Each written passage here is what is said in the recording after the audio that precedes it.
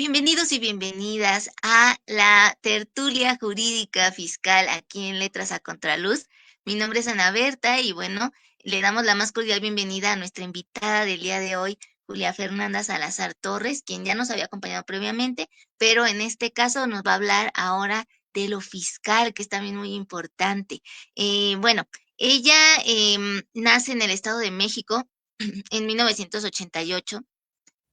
Es licenciada en Derecho, egresada de la Facultad de Derecho de la Universidad Nacional Autónoma de México en septiembre de 2012. Tiene publicación de artículos relacionados en temas fiscales en la revista electrónica Horizontum en febrero de 2019. Se ha desempeñado como abogada en la Administración Pública Federal, destacando sus servicios en el Instituto del Fondo Nacional para el Consumo de los Trabajadores y en el Servicio de Administración Tributaria. Colabora con la Congregación Literaria de la Ciudad de México en el homenaje La higuera de mi infancia al poeta Fernando Salazar Torres. Participa en entrevistas informativas en radio y televisión en torno a temas fiscales. Pues te agradecemos infinitamente, Fernanda, que nos estés acompañando nuevamente aquí en Letras a Contraluz. La vez pasada para el homenaje a tu hermano, que sin duda alguna nos dejó un gran legado y que jamás, jamás morirá, siempre estará presente a través de su obra. Y bueno, también queremos conocer un poco más de lo que tú haces y nos gustaría empezar con la primera pregunta que siempre nos ayuda a conocer un poco más a la persona y es ¿qué te motivó a estudiar derecho y a especializarte en el derecho fiscal? Y por otro lado, ¿qué es el derecho fiscal para quienes a lo mejor no estamos tan inmiscuidos en ello? ¿Qué me motivó a estudiar derecho? Realmente he crecido en un ambiente jurídico. Mi padre, en paz descanse, y mi madre, pues son abogados. Mi hermano mayor es abogado.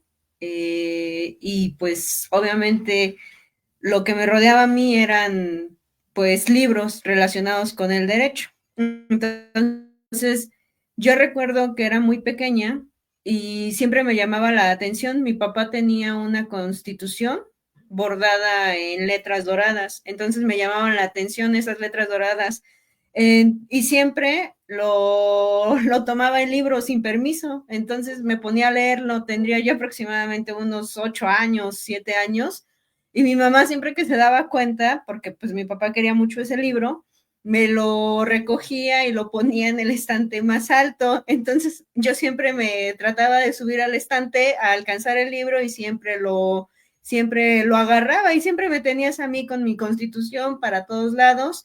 Y pues así crecí yo en un entorno jurídico por parte de mis padres, por parte de mi hermano, que también estudió derecho. ¿Y qué me motiva a tomar la decisión de involucrarme en el derecho fiscal? Pues realmente fue algo muy curioso porque ya estando yo en la carrera propiamente, pues obviamente te dan el tronco común de las materias. Una vez que las estudias, te piden que elijas el área del derecho que más te interesara. Entonces, honestamente, yo veía a mi hermano que era civilista y no me llamaba mucho la atención. Entonces, yo ya había tenido la oportunidad de haber estado en el área civil, en el área hipotecaria, en el área mercantil, y no sentía como esa atracción o ese clic que puedes hacer tú en lo que te gusta. Entonces, no me llamaba la atención realmente, como que mucho ni me llenaba. Y mi papá, que era penalista, entonces tampoco era así como que me dejara, que me involucrara yo en los temas penales, porque sí, evidentemente él nos platicaba las situaciones complicadas o difíciles que pudieras llegar a presentar o que pudieras llegar a tener. Tampoco el familiar me llamaba la atención porque son temas muy delicados, muy complicados, estar lidiando con las familias, ocupan luego a los niños como monedas de cambio y realmente son dramas que debes de tener unos nervios de acero para poder afrontarlos. Entonces, pues evidentemente ya había rescatado más de la mitad de las áreas del derecho. Pero conocí un maestro en materia de comercio exterior y realmente me gustaba lo que las clases que nos daba ese maestro de comercio exterior, y pues de ahí dije, no, o sea, creo que me empezaba a hablar de cuotas compensatorias, medidas de salvaguarda, nos empezaba a hablar de las aduanas, entonces me llamó mucho esa parte de la atención, comercio exterior, y yo dije, creo que eso me agrada, creo que eso es lo que me gusta. Y ya obviamente involucrándote más y más y más y más, yo dije, soy de aquí. Dije, no me voy a quebrar la cabeza, no me voy a romper en mil pedazos. Me gusta el derecho administrativo, me gusta el derecho fiscal, me gusta lo que este maestro me platica de los tratados internacionales en materia de comercio exterior, me gustan los temas que va manejando, entonces dije, bueno, creo que me voy a meter al tronco del derecho fiscal. Entonces, gracias a la fortuna, a Dios, honestamente tuve muy buenos maestros en derecho fiscal y pues obviamente eso me atrajo más al derecho fiscal. Entonces, de ahí fue que nació mi amor por el derecho fiscal. Y pues, ¿qué es el derecho fiscal? Propiamente es, o yo lo definiría como tal, como pues aquella área de jurídica que está relacionada con no solo con el pago de impuestos, sino con el cumplimiento de obligaciones relacionadas a materia tributaria. ¿Qué quiere decir materia tributaria? Pues todo lo relacionado a derechos, aprovechamientos, productos, pago de impuestos. El derecho tributario es una rama muy amplia y es fundamental, o yo la considero un área fundamental porque propiamente tiene que ver con la recaudación del recurso para poder solventar áreas que requiere el país, áreas de infraestructura, áreas de carreteras, áreas de estos programas sociales propiamente para la inversión, la investigación científica, las innovaciones. Entonces, considero que es un área o el derecho es importante y para mí representaría o lo definiría como todo aquello relacionado con la administración, control, conocimiento y regulación relacionado a pagos de derechos, aprovechamientos, contribuciones de mejora, impuestos principalmente. En el caso de los recursos que se pueden tener en derecho fiscal, eh, ¿cuáles podrían ser? Con eso me refiero, por ejemplo, a los recursos de revocación, de reclamación.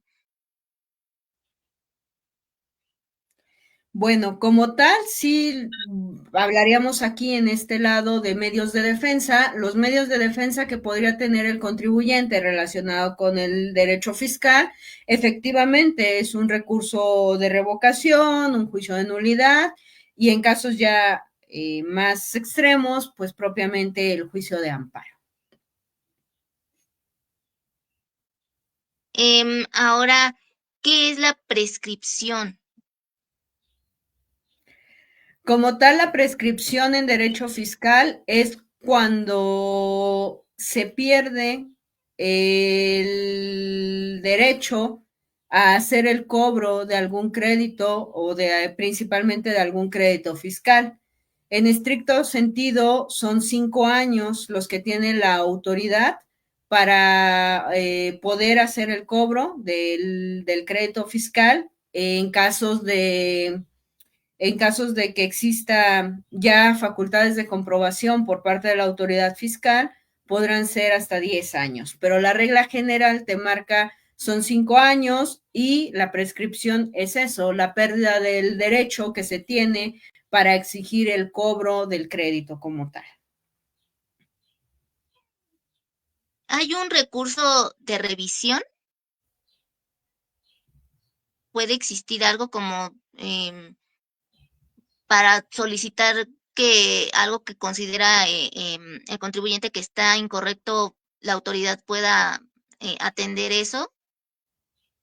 Como tal, sí existe un recurso de revisión, sí existe también un recurso de revocación. En ese sentido, pues sí tienen sus diferencias. En ese caso, el recurso de revisión, como su propio nombre lo señala, va a servir para que el contribuyente pueda impugnar, es decir, pueda manifestar la inconformidad que tiene respecto de una resolución que haya realizado la autoridad fiscal. En este caso, el recurso es muy importante precisarlo, el recurso de revisión está más relacionado con temas de información pública. Propiamente nosotros en materia fiscal lo que más validamos es un recurso de revocación. En el recurso de revocación, pues ya como tal el contribuyente lo va a presentar a través de su buzón tributario, va a adjuntarnos el acto administrativo en el cual se manifiesta su inconformidad, ya sea por la resolución de una devolución, ya sea porque se le fincó algún crédito fiscal, ya sea porque no recibió alguna notificación en tiempo y forma, algún embargo precautorio que se le esté realizando al contribuyente, pues ya como tal el contribuyente puede optar porque una vez que recibe o se le notifica el acto administrativo, este contribuyente, una vez que lo recibe, cuenta con 30 días para presentar su recurso de revocación. El recurso de revocación lo va a poder presentar a través de buzón tributario y en casos muy demasiado extraordinarios que le llaman un recurso de revocación de fondo, lo tendría que realizar de manera presencial. Pero en estricto sentido, el recurso de revocación es en línea a través de buzón tributario. Es muy sencillo, una vez que ingresan al buzón tributario dentro del propio portal del SAT, van a llenar una serie de datos personales en los que va a manifestar cuál es el motivo por el cual está presentando ese recurso de revocación y por ende también va a tener que señalar a la autoridad con la cual está inconforme respecto de esa resolución que se le brindó. Y ya una vez que proporcione toda esa información, adjunta sus documentales, en casos de morales, necesitamos que acrediten la representación legal con el poder notarial que le corresponda y asimismo el acto administrativo que el contribuyente está impugnando como tal, para que una vez que la autoridad revise, se le pueda indicar si es procedente o no el recurso de revocación que está interponiendo como tal. Siempre los términos habituales pues son las personas físicas, las personas morales. ¿Cuál es la diferencia? Por favor, oriéntanos. Sí, mira, como tal, las personas físicas, pues somos todos aquellos ciudadanos de a pie, todos aquellos individuos, eh, tú, yo, mi amigo, el vecino, como tal, todos esos son personas físicas. La persona física es el ciudadano de a pie, como yo le llamo. Es cualquier persona que puede realizar cualquier actividad económica lícita, evidentemente, y que por la cual en algún momento se va a convertir sujeto de pago de impuesto. ¿Por qué? Pues porque tú estás realizando algún tipo de actividad.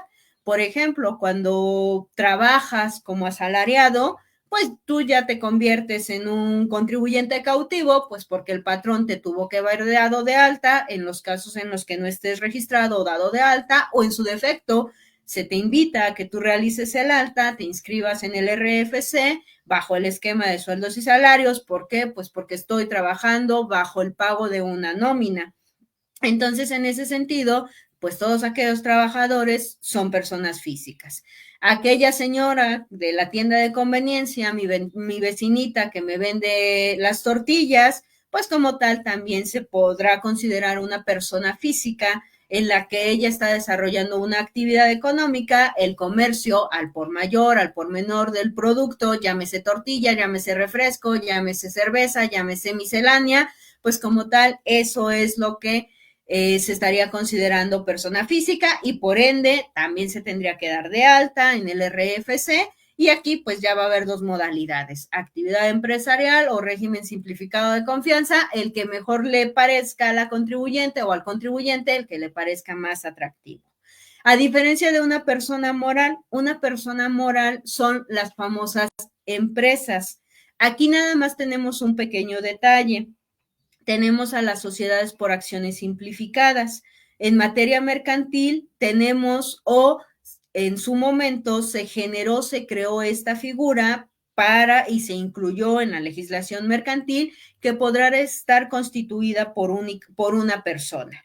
Es decir, puede ser una o más personas que se constituyen o que se reúnen con un objetivo común y por ende necesitan crear una empresa, una persona moral, llámese el anuncio, llámese Coca-Cola, el patito feliz, como tal, son todas aquellas empresas que se constituyen, qué es lo que les va a dar vida, cuál va a ser su acta de nacimiento, pues lo que nosotros llamamos en el argot jurídico acta constitutiva. En el acta constitutiva me señala quiénes forman parte de la empresa, de cuánto se constituyó, cuánto es el capital, dónde van a tener su domicilio, cuál es su objeto social, es decir, a qué se van a dedicar estas empresas o estas personas morales para el tema fiscal. Entonces, esa es la gran diferencia. Persona física, cualquier ciudadano de a pie que ande con su acta de nacimiento, podrá ser considerada sujeto del impuesto siempre y cuando realices alguna actividad económica o tengas algún tipo de relación que pudiera generar algún pago de impuesto. Persona moral puede ser una o más personas que se constituyen mediante un acta de asamblea para realizar alguna actividad, algún fin lícito, algún objeto en común para que puedan generar en la mayoría de los casos algún tipo de ingreso o en otros algún tipo de desarrollo de programas sociales. ¿Hay algunos principios fundamentales del derecho fiscal que nos pudieras mencionar? Y por otro lado, ¿cuáles serían las obligaciones tributarias de los mexicanos? A grandes rasgos, grosso modo. Correcto. Bueno, por lo que refiere a las obligaciones de los ciudadanos mexicanos, pues es a contribuir de forma equitativa y proporcional al gasto público. Con esa premisa que viene en la Constitución Política de los Estados Unidos Mexicanos, como tal, a todos nos obligan a realizar una aportación de forma equitativa y proporcional de acuerdo a nuestros ingresos. De ahí que los principios fundamentales del derecho pudieran ser considerados la proporcionalidad, la equidad o que sean equitativos y el gasto público. ¿Qué quiere decir proporcionalidad? Pues que de acuerdo al ingreso que tú estés recibiendo, me vas a tener que hacer el pago de esa cantidad, lo que nosotros llamamos impuestos, y ese impuesto tiene como finalidad o el fin último es el gasto público. El gasto público pues enumera muchas cosas. El gasto público enumera muchas cosas que pueden ser aportaciones a la infraestructura del país, aportaciones a los programas de desarrollo social, a temas de salud, etcétera. Y también hablamos de una equidad o que sea equitativo, porque yo a un trabajador asalariado que gana el mínimo, no le puedo pedir que me pague de un impuesto 1,000,000 porque pues lo estaría dejando ni siquiera sin comer. Entonces a eso nos referimos con equitativo. De acuerdo a lo que tú estés recibiendo, es como me estarías proporcionando o pagando un impuesto que va al gasto público, pero nada más te voy a tomar una parte que corresponda de forma equitativa a lo que tú ganas y que también te permita a ti vivir de alguna manera de forma decorosa. Ya si estamos de acuerdo o no, bueno, eso es punto y aparte, pero la idea o los principios del derecho tributario serían esos principalmente. Por ejemplo, ahorita que está la desgracia en Veracruz, en Puebla, en Hidalgo, parte de esos recursos deberían destinarse a la ayuda para volver a darle nuevamente la actividad cotidiana a esos estados En ante un teoría, desastre natural. En teoría, sí. En teoría, efectivamente, nosotros, bueno, la autoridad como tal tendría que contar con una partida o con un recurso que pueda ser destinado para el apoyo a estas comunidades que fueron afectadas durante las inundaciones, que fueron Veracruz, fueron Puebla, fueron Hidalgo, Querétaro, y efectivamente tendrían que dárseles un apoyo para que, pues para que puedan volver a entablar vías de, número uno, limpiar sus comunidades, porque uno ve las escenas y quedaron totalmente destrozadas. No hay vías de comunicación. Entonces, número uno es limpiar. Número dos es proporcionar vías de comunicación. Si bien es cierto que el ejército acudió y es mediante el plan de N3, como tal también se les tiene que brindar este apoyo económico, o el gobierno tendría la obligación de brindar este apoyo económico para que pudieran para que pudieran tener una base y por ende ellos reactivar su economía y pudieran tratar de regresar a la normalidad o a su vida cotidiana. Em, en este caso va muy ligado a eso. Entonces, desde esto que nos estás comentando, para que ya nos quede completamente claro cuál debe ser el fin último de los impuestos. Pues como tal, el fin último tendría que ser cubrir todos los gastos públicos. ¿Qué quiere decir? Cubrir todas las necesidades que tiene la ciudadanía. Necesidades, hablamos de temas de carretera, temas de, si bien es cierto, por ejemplo, en caso de alguna contingencia, de algún desastre natural, de alguna cuestión de causa o fuerza mayor que nos pudiera afectar, pues que efectivamente se tenga el recurso suficiente para poder apoyar o solventar esa situación de contingencia. Como tal, pues también tener para la inversión tanto tecnológica como educativa del país. En el sector salud también se tendría que realizar una inversión o contar con recursos para que se pueda realizar la inversión. Al final del día, el gasto público consiste en que la sociedad pueda visualizar o pueda identificar esas mejoras. De ahí a veces que a lo mejor muchas de las personas nos podrán comentar, oye, pero si yo pago mis impuestos y no veo mejoras en mi comunidad, si bien es cierto que a lo mejor no ves mejoras, no es el impuesto que tú pagas o el recurso o los impuestos que se reciben por parte de la autoridad, pues como tal, tienen que servir o tienen como finalidad que una vez que se obtiene la bolsa, vamos a imaginar un saco con todo el recurso ahí metido, ahí adentro, pues esa bolsa se tiene que distribuir en distintas partidas. Lo cierto es que es un México, hablando en el caso particular de México, México es un país muy grande que tiene muchas necesidades y como tal, pues el reto de que yo, una vez que tenga el gobierno o la autoridad esa bolsa, tenerla que distribuir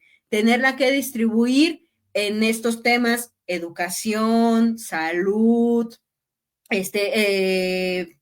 finanzas, pagos de deudas, tener una partida para temas de casos fortuitos, desastres naturales. Entonces, se trata de que ese recurso se refleje en un mejor desarrollo en el país, tanto de infraestructura como de recursos o insumos que pudiera requerir la ciudadanía. En ese caso, como bien lo comentas, a veces las personas de determinada comunidad no ven esas mejoras. En este caso, ¿a qué o a quién se puede recurrir para que se le tome más en cuenta a esa comunidad y que reciba el apoyo que está requiriendo? Bueno, ahí sí sería prudente que se acercaran a su municipio para que pudiera solventar esas necesidades. Por ejemplo, hablamos de una comunidad en la que no pase el camión de la basura, pues como tal, pues no vamos a ir ante una autoridad federal a decirle, oye, en la comunidad de Pueblo Chico no pasa el camión de la basura, porque una vez que se recibe ese dinero, lo voy distribuyendo entre mis casitas, que son mis estados. Una vez que yo recibo esta bolsa grande, le doy a mis 32 estados, mira, te toca esta parte, toma, toma, toma, toma, toma. Yo ya cumplí, ya te di esa parte, tú tienes que ver cuáles son las necesidades de tus comunidades para que lo puedas cubrir esas necesidades, y si no puedes cubrirlas en su totalidad, pues lo mejor que se pueda, o las que requieran una mayor emergencia, pues tratar de abatirlas. Una vez que llega ese recurso a los estados también tienen sus pequeñas capillitas, que son los municipios, y se reparten en los municipios. Tienes ahí esas cantidades, tienes ahí ese dinero, entonces ahí como tal, los municipios tendrán que resolver las necesidades que requiera esa comunidad. Por ejemplo, si Pueblo Chico se encuentra en Estado de México, pues entonces van a tener en el municipio de Ecatepec, por ejemplo, pues entonces esta comunidad de Pueblo Chico se tendrá que acercar al municipio de Ecatepec para poder hacerle ver o informarle, oye, el camión de la basura no pasa, ¿qué está pasando? Yo estoy pagando mis impuestos, etcétera, hacer su petición, y pues ya como tal, esa autoridad le tendrá que resolver esa situación o ese problema que se está viviendo. También no hay que perder de vista que hay pago de impuestos, pero sí es muy importante resaltar cuáles son a nivel federal y cuáles son a nivel estatal y municipal. Por ejemplo, el pago del predio no es algo que recaude la federación, el pago del predio es algo que se recauda a nivel municipal. Entonces, si bien es cierto que el tema de los impuestos lo estamos viendo a escala, que sería la federal, impuestos de IVA y CR, eso sí corresponde, pero por ejemplo, el pago del predio, el pago del agua, eso es netamente municipal. Ahí ya como tal se tendrían que acercar a sus autoridades municipales para ver estas necesidades o estas carencias que están teniendo en su comunidad. En el caso de los baches que ya vemos casi por todo México, eh, deben de acudir a sus municipios o alcaldías o atenderlo con la cuestión federal, em, porque luego se echan la bolita. Entonces, para ir sabiendo un poco más o menos quién es el responsable. Sí, ahí en el tema de las carreteras es un poquito complicado porque efectivamente hay carreteras que están administradas por la federación, pero ojo, el hecho de que estén administradas por la federación no significa que la federación las tenga que atender. ¿Qué quiero decir con esto? En algunos casos, esas carreteras se encuentran concesionadas. ¿Qué quiere decir que se encuentran concesionadas? Se las doy a un particular para que administre y cuide esas carreteras, porque lo cierto es que el gobierno no podría con todo. Es decir, si bien es cierto que de la idea general o durante esta plática hemos dicho, el gobierno con su saquito de bolsa tiene que distribuir y tiene que garantizar las necesidades básicas de un país, lo cierto es que el gobierno solito no puede, entonces tiene que echar mano de particulares para que puedan apoyarle a solventar estos temas. De ahí que las carreteras luego escuchamos que se encuentran concesionadas, por ejemplo, la del Sol, la carretera que va a Acapulco se encuentra concesionada y entonces el concesionario es el que está obligado a darle mantenimiento y cuidado a esa carretera. Pero, por ejemplo, si hablamos de las vías primarias que se encuentran en Pueblo Chico, pues ahí como tal el municipio es el encargado de darle el mantenimiento a esas vialidades primarias chiquitas que se encuentran en su territorio, en su área, en su municipio, como tal, para que puedan hacer el cuidado correspondiente. Como tal, pues el Estado se tendría que hacer cargo de las carreteras que se encuentren o las famosas carreteras estatales, es decir, las que atraviesan o las que se mueven por todo su territorio, Zacatecas, Aguascalientes, como tal. Entonces, principalmente el tema de las autopistas quedaría a cargo, autopistas federales quedarían a cargo de la federación, pero ojo, aquí hay que tener especial cuidado para saber cuáles son las autopistas que se encuentran administradas por el gobierno federal y cuáles se encuentran concesionadas para que en caso de que se encuentren concesionadas, pues se le va a tener que pedir al concesionario el mantenimiento de esas carreteras. Y la persona física como tal, ¿a dónde tendría que acudir? ¿A un juzgado en especial o a su alcaldía para que ella contacte al concesionario o, o va directo a donde considera que está? Eh, No, hay, con el concesionario, ¿no? No, ahí como tal, el ciudadano tiene que hacer un escrito, como tal tendría que hacer un escrito en el que manifieste cuál es la afectación de la carretera que se tiene y una vez que lo presenta ante la autoridad. Si, por ejemplo, estamos hablando de vías primarias, como tal, por ejemplo, Estado de México, aquí atraviesa lo que llamamos López Portillo, pues entonces ahí como tal, si veo que se encuentra bacheada la López Portillo o la lechería Texcoco, entonces yo, ciudadano, voy a tener que hacer mi escrito en el que informe el deterioro de esa carretera y presentarlo ante el gobierno del Estado de México o principalmente, sí, sería el gobierno del Estado de México para que pues ya ellos mediante ese escrito de petición puedan atender lo que, en su caso, lo que se me está, lo que estoy solicitando. Ahí como tal, pues ya en ese momento en el que si se detecta que, por ejemplo, ese tramo que yo estoy reportando se encuentra concesionado, pues ya ahí como tal el Estado tendría que hacer las gestiones correspondientes para solicitar que se pudiera subsanar ese bacheo de carretera como tal. el ciudadano debe de ir acompañado de algún representante legal, de algún abogado, o puede ir solito si lo No, atiende.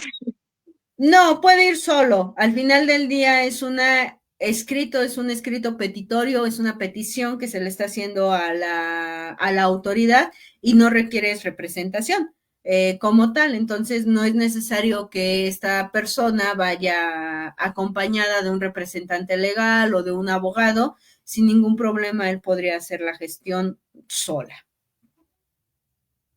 Y ahora, pues sabemos que ha habido reformas en todos los sentidos, incluso en la Constitución. Entonces, ¿cuáles son algunas de las reformas fiscales que consideras más importantes que se van a llevar a cabo entre 2025 y 2026? Sí, hace poco se publicó el tema de la reforma, está afectándose a la ley de amparo, ese es un tema muy, muy importante. También se está afectando o modificando algunos artículos del Código Fiscal de la Federación. y ahí como tal pues también es algo que tenemos que tener a la vista, a la luz o estar muy pendiente porque pues sí van a ser reformas que impacten en tema de en el siguiente año, en el siguiente ejercicio. Por lo que refiere a la ley de amparo, pues sabemos que van a existir efectos retroactivos. Entonces ahí hay que tener mucho cuidado en materia jurídica, cuáles son los amparos que se podrían estar resolviendo con la anterior ley o a cuáles les podríamos hacer efectos retroactivos. Y por lo que requiere a Código Fiscal de la Federación, principalmente Código Fiscal de la Federación, si es tener especial cuidado con el tema de facturación electrónica y firma electrónica, principalmente. ¿Por qué estos principalmente, Fernanda? Como tal, pues por lo que refiere a los temas de facturación, sabemos que uno de los ejes primordiales para la autoridad fiscal es que tengas la obligación de emitir el comprobante fiscal por los ingresos que estés recibiendo. Sí o sí es una obligación, se sabe que algunos contribuyentes todavía no lo hacen, se sabe que la mayoría sí, pero todavía hay algunos contribuyentes reacios o renuentes a no realizar la factura electrónica como tal, o también se tiene detectado estas prácticas indebidas de que hay algunos negocios o algunos comerciantes que señalan si no te emito la factura si no te emito la factura de ingresos, no me pagas el IVA, pero si te la emito, tengo que incluir el pago del IVA. Ahí como tal hay que tener mucho cuidado porque al final del día el precio que tú estés pagando como ciudadano por el producto o el servicio que se te esté brindando ya debe de incluir los impuestos.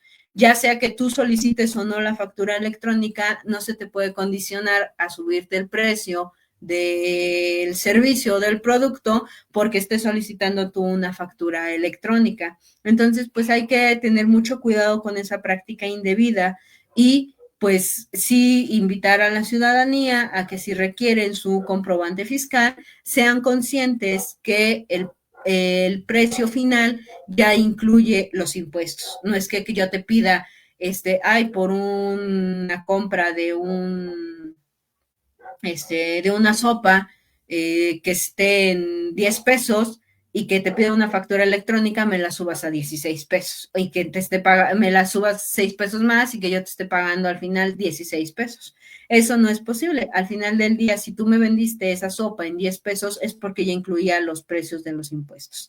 Y la firma electrónica, por lo que refiere a la firma electrónica, recordemos que es importante porque es es el equivalente. El ciudadano cuando tiene una firma electrónica es el equivalente a la firma autógrafa. Es decir, con ella se identifica dentro del portal del SAT, con ella realiza trámites diversos dentro del portal del SAT y por ende, con ella si presenta algún escrito, alguna consulta en el portal del SAT, se considera como si el contribuyente estuviera realizando o el ciudadano estuviera realizando la consulta como tal. Es decir, es un hecho que se le puede señalar al contribuyente y por ende ahí sería responsabilidad del contribuyente si se hace un uso indebido o no de su firma electrónica. Entonces, siempre ahí como tal es muy importante que la ciudadanía sea consciente de la importancia de una firma electrónica. A veces sabemos que somos muy descuidados en algunos de estos temas o en algunos de estos puntos y no tenemos la pericia suficiente y decimos, sí, una firma electrónica, no pasa nada. pues si hacen uso indebido de tu firma electrónica, pueden pasar muchas cosas. Entonces, siempre se le hace la invitación a la gente de que cuide su firma electrónica, porque al final del día la importancia de la firma electrónica significa que tú cualquier cosa que se esté realizando con tu firma electrónica y es de forma indebida, el responsable no es el tercero, el responsable eres tú, que eres el titular de ese documento, de esa firma electrónica.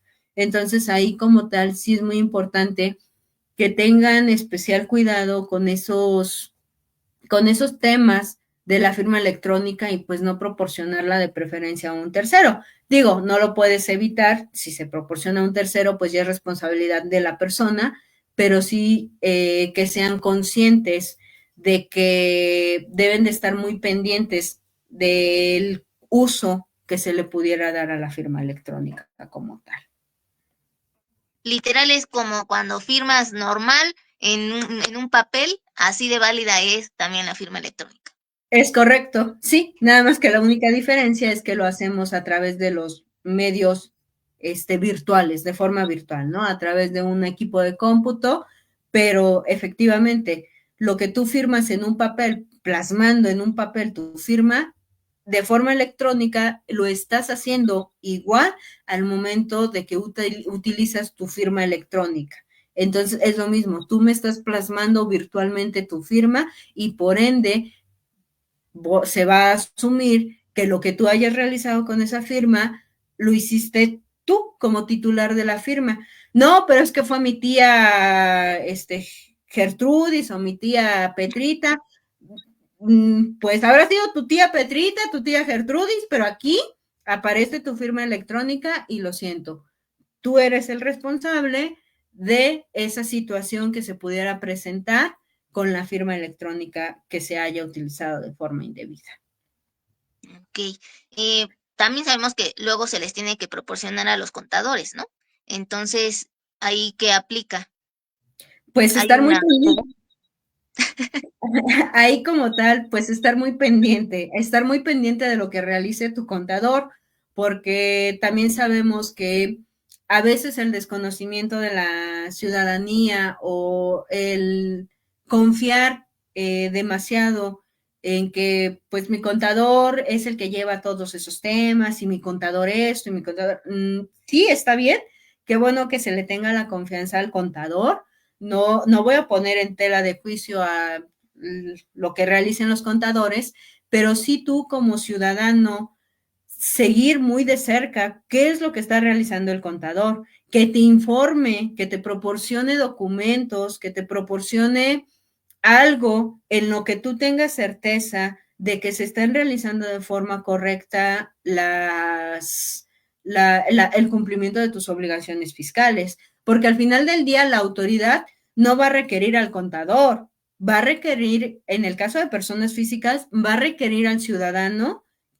que está presentando sus declaraciones. Si el ciudadano las presentó bien o mal, a la autoridad no le va a preocupar que fuera el contador, porque no va a ir a buscar al contador, te va a ir a buscar a ti, por ejemplo, Julia Fernanda. Si tú no presentas bien una declaración, pues voy a buscar a Julia Fernanda, no voy a buscar al contador de Julia Fernanda. Claro que no. ¿Por qué? Porque quien tiene la obligación es Julia, no tu contador. Entonces, ¿cuál es mi responsabilidad? Yo, Julia, saber qué es lo que está realizando mi contador. Entonces, yo le puedo preguntar a mi contador, oye, contador, ¿ya presentaste mis declaraciones? No, que sí. Ah, el acuse. Porque nada más muchas veces nos quedamos nosotros con el decir, ah, sí, mi contador me dijo que me presentó mi declaración. Ajá, sí. ¿Y cómo sabemos que nos presentó la declaración? Pues es que nada más me dijo. No, no, tenemos nosotros que contar con un documento que ampare que efectivamente se están cumpliendo con mis obligaciones fiscales. Si yo como ciudadano, si yo como Julia Fernanda decidí que un tercero llevara mi contabilidad y decido que un contador lleve y presente mis declaraciones, es mi responsabilidad. Si yo le entrego mi firma electrónica a ese contador, es mi responsabilidad, yo, Julia, y por ende, yo, Julia, tengo que garantizar que efectivamente ese contador esté cumpliendo con mis obligaciones, porque a quien van a requerir al final del día va a ser a mí, Julia, no va a ser al contador, salvo que lo señale como representante legal. Bueno, ahí sí ya sería una cuestión totalmente distinta, como pasa con las empresas, ¿no? Las empresas sí pues se ven obligadas a que pues tengan que el contador, el representante legal, tenga que administrar su firma electrónica, porque no es como que vaya el refresco de Coca-Cola a ir y presentar sus declaraciones. Pues no, porque Coca-Cola no existe, no es como que la botella de 3 litros vaya a ingresar y vaya a declarar. Claro que no. Entonces, pues ahí por ende, entonces sí el representante legal, el contador, tienen que cumplir con esas obligaciones, pero lo cierto es que los socios, los accionistas de esa empresa, pues también tienen que estar pendiente de que el contador, de que el representante legal, quien tenga la firma electrónica, esté cumpliendo con sus obligaciones como empresa. Entonces, es lo mismo. O sea, a lo mejor aquí yo voy a requerir al representante legal. Entonces, el representante legal no va a ser lo mismo que si yo, Julia, represento a una empresa, sepa que como yo soy el representante legal de la empresa y yo administro la firma electrónica, pues a quien le van a requerir, si bien es cierto, es a la empresa, pero siempre la autoridad me dice, a través de su representante legal. Yo puedo solicitar el Patito Feliz SADCB, a través de su representante legal, tendrá que indicarme o tendrá que informarme respecto de la discrepancia de los impuestos o del pago de impuestos o de las declaraciones del ejercicio 2020, por ejemplo. Entonces, ahí yo, Julia, como representante legal, tengo que subsanar o tengo que aclarar con la autoridad fiscal lo que me esté pidiendo. Entonces no es lo mismo que como que ahí ya no es lo mismo. Ahí ya como representante legal yo voy a absorber la responsabilidad, porque en mí recae el correcto cumplimiento de las obligaciones fiscales de esta empresa. Entonces, si yo como representante legal tengo la firma electrónica y soy el representante legal y sé que a mí me van a requerir, tengo que estar pendiente de que el contador cumpla con la presentación de las declaraciones de la empresa en tiempo y forma. Entonces aquí tenemos que ser nosotros partícipes de acostumbrarnos y tener esa cultura, nosotros le llamamos cultura contributiva, de ser conscientes de que es mi responsabilidad. Si yo como físico estoy entregando mi firma electrónica, tengo que ser consciente y yo tengo que garantizar que esa tercera persona esté cumpliendo con mis obligaciones fiscales, para que entonces cuando a mí me pudiera requerir la autoridad fiscal, yo cuente con los elementos necesarios para desvirtuar o decirle a la autoridad, oye, no, espérate, sí estoy cumpliendo, mira, aquí está mi información, mira, aquí están mis acuses, mira, aquí está esto, o si esto, o si la autoridad fiscal ya me está observando algo y veo que entre lo que la autoridad me menciona y lo que yo en mi acuse declaré y que le pedí a mi contador, encuentro efectivamente esa discrepancia, entonces yo sí puedo tener los elementos suficientes para decirle a esta tercera persona, oye, ¿qué está pasando? Porque pues al final del día, ¿de quién es la obligación? Como física, del titular. Del titular de la firma electrónica y del titular que esté presentando la declaración. Y por ende de las morales, pues del representante legal. En él recae la responsabilidad. Entonces, a veces como que somos muy decidiosos en estos temas. Somos muy como de, ya se lo dejé a mi contador y pues ya que mi contador se haga bolas y que mi contador resuelva y le perdemos la pista al contador y ya no sabemos qué pasó con nuestra situación fiscal. Y cuando de repente nos llega y nos requiere la autoridad fiscal que tenemos declaraciones pendientes de 5 ejercicios atrás, y entramos en pánico todos porque todos le tienen miedo al SAT, no sé por qué, pero todos entramos en pánico, todos nos espantamos y damos vueltas en círculos y no sabemos ni por dónde empezar. Entonces, tenemos que ser conscientes también ya nosotros como ciudadanos de que no es dejar al contador libre. O sea, si ya estás contratando a un contador, entonces sé responsable y sé consciente de que debes de tener tú la información que garantice que efectivamente ese tercero está cumpliendo por ti. Ahora, en el caso de que em, sí esté equivocado a lo mejor el SAT, entonces el amparo que puedas meter, si es que todavía se puede meter en 2026, ¿ante quién se presentaría? Como tal, lo que en el tema de las reformas, como tal, no cambian las autoridades a quien presentas tus amparos, tus juicios de nulidad, tus recursos de revocación, eso no cambia, sino nada más hay pequeños detalles en los que se hicieron algunos ajustes o algunas modificaciones. Entonces ahí como tal no vamos a cambiar o no se cambia la autoridad ante quien voy a presentar mi amparo. Por ejemplo, tengo un crédito fiscal pendiente o, por ejemplo, ingresé una consulta a través del buzón tributario y resulta que me dijeron, no, nosotros no resolvemos aquí, ve allá ventanilla 2. No, ahí como tal el amparo se va a seguir presentando de la misma manera. Lo único que se hizo fue adicionar algunos conceptos relacionados con la ley de amparo propiamente, pero no cambian las autoridades. Las autoridades siguen siendo las mismas. Mi amparo se va a presentar igual, de la misma manera, pero pues ya nada más aquí con lo que sucedió con la ley de amparo fueron que se hicieron algunas adiciones nada más.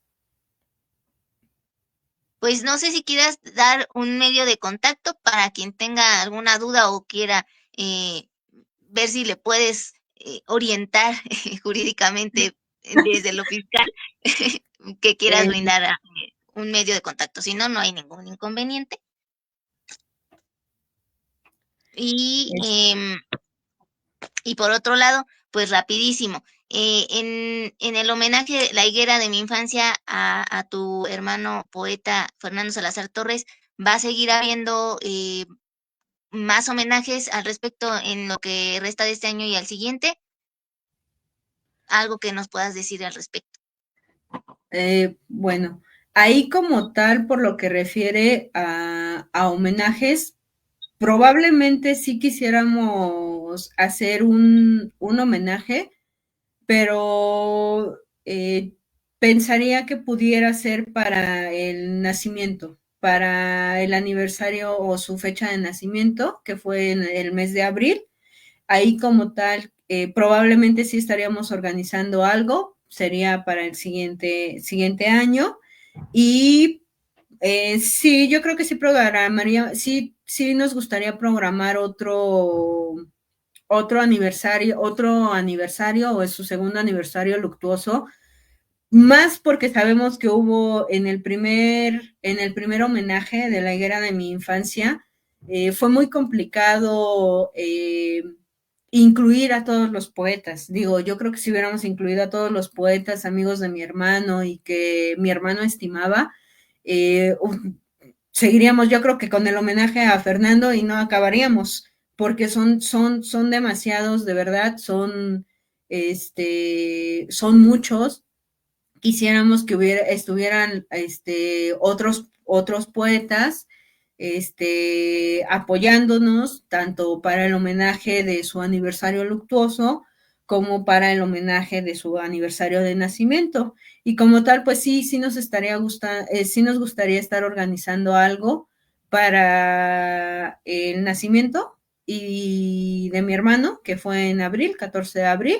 Esperamos que haya disponibilidad de fechas, ya sería cuestión de empezar ya a gestionar esta actividad. Y por lo que refiere a mayo, pues yo creo que también va a ser en la misma fecha, el 13 de mayo, su aniversario luctuoso, si no días antes, días menos, pero sí tenemos la intención de continuar haciendo la gestión. Ahorita hemos estado un poquito en stand-by porque se está trabajando, me parece, el tema del libro de José Vicente Anaya. Entonces sabemos que también José Vicente Anaya fue un poeta muy querido por mi hermano. Entonces, como tal, ahorita sí se está trabajando al 100% en ese proyecto. Ya está por concluirse y entonces pues ya esperemos que una vez concluido, ya casi finalizado este tema, podamos retomar nuevamente las actividades relacionadas con el aniversario luctuoso de Fer. También está pendiente por ahí un homenaje virtual en el que pues nos gustaría incluir a poetas diversos, que efectivamente tampoco pudimos incluir en el primer homenaje y pues que también se les complica, sobre todo poetas del extranjero, que se les complica venir aquí a Ciudad de México. Entonces se tiene pensado también un homenaje virtual. Ese esperaríamos que se realizara a finales de este año y si no se puede realizar a finales de este año sería quizá a principios. Pero sí, todavía tenemos esos 3 eventos gestionándose y que están pendientes, pero que sí se tendrían que trabajar. ¿Correcto? Para ello, ¿dónde deben de estar pendientes para saber de estos homenajes? Como tal, a través de mi perfil de Facebook, que ahorita te lo doy porque soy pésima para recordar mi perfil de Facebook. O sea, No te preocupes, no pasa nada.